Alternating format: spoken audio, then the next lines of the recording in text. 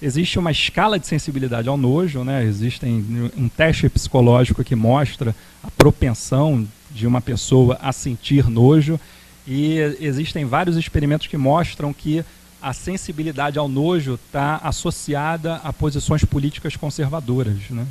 Condenação de comportamento homossexual, determinadas questões como o aborto e outras questões moralmente carregadas.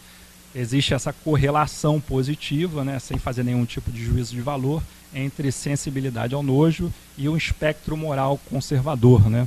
Tem um artigo bem interessante de um autor chamado Pizarro, que o título é Esses Liberais Sujos, né, numa tradução livre, né, mostrando que, na verdade, os conservadores têm o nojo e a pureza como uma dimensão importante daquilo que eles têm como moralidade, né? Bom, depois dessa introdução, né, geral sobre as emoções, sobre o nojo especificamente, vamos falar um pouco sobre as implicações diretas do nojo no direito, né? Quais seriam as questões mais salientes, né, em que a gente percebe que o nojo está desempenhando algum papel ativo na tomada de decisão, na regulação, na operação do direito em geral, né? Então, bom, poucos autores falam explicitamente nisso, né? Tem um texto de um juiz federal norte-americano chamado Richard Posner, né, que ele fala sobre um teste do vômito, né? E ele diz que uma lei é inconstitucional apenas se lhe faz querer vomitar, uma convicção de erro não é suficiente, deve haver repulsa, né?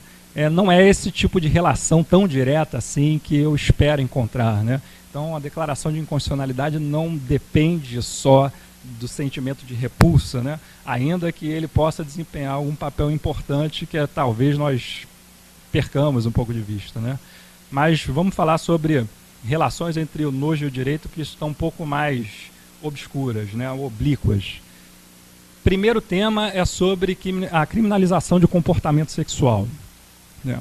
Então, existe uma farta literatura mostrando que um dos fatores que normalmente são utilizados para justificar a criminalização do comportamento sexual é o nojo que o homem médio sentiria em relação a essa prática, né? Então, esse slide mostra quantos países no mundo ainda punem como crime o sexo consentido entre adultos, né?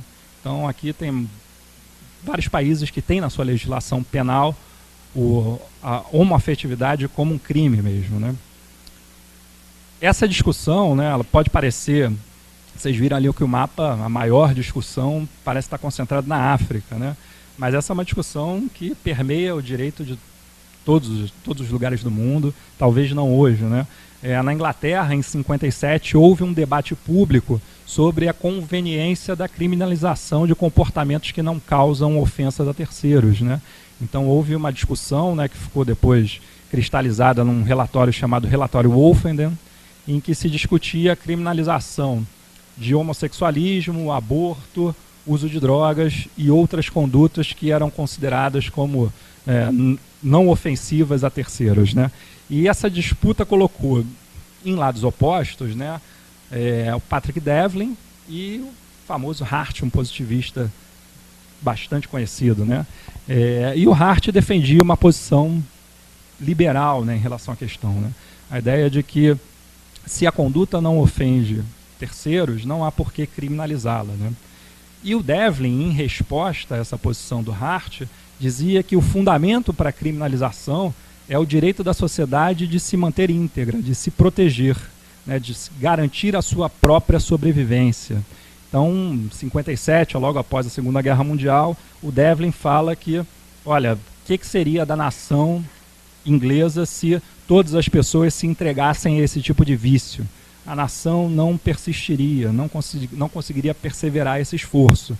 E quando ele se pergunta, né, mas o que é ofensivo à nação, à sociedade, ele usa como critério o nojo. Ele fala, aquilo que é possível de causar nojo no homem médio é aquilo que deve ser proibido pela sociedade. Então a sociedade tem no nojo um indicativo dos seus compromissos morais mais arraigados, né?